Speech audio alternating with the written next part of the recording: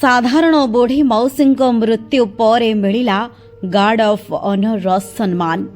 बुढ़ी मौसी कौनसी सुरक्षा बाहिनी रे कार्यरत नथिले कि कौनसी बड़ पदवी हासिल करि नथिले, तेबे काहेकि एही सम्मान?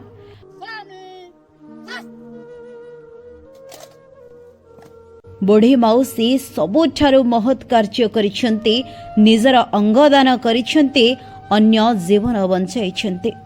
दर्शक बंधु देखंतु थरे एही माहौल को।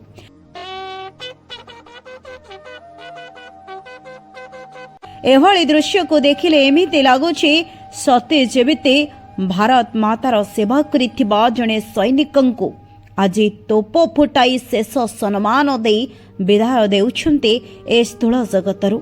किंतु एठारे कहि रखिबु सबुदिन पई दुनिया छाड़े चली जाइथिबा बुढ़ी मौसी निजर लिभर को दान करि देइछन्ते।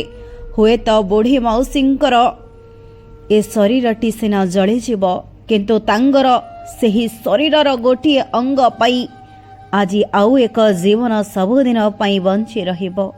बुढ़ी मौसींक पाई आज आउ गोटिए जीवन बंची जाइछि।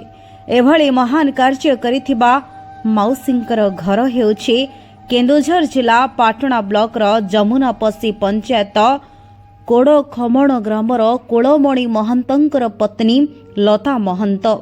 महत कार्य को नहीं एवं सबुठी चर्चारे रहिछन्ते।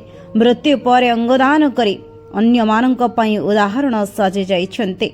गाँ मसाणी रे राष्ट्रीय मर्यादा सहित तांकर शेषकृत्य संपन्न होइछि। एभली कार्य को विभिन्न महल रे उच्च प्रशंसा करने सहित ग्रामवासी गर्वित अनुभव करने सह बेस प्रशंसा पथ्य करिछन्ते।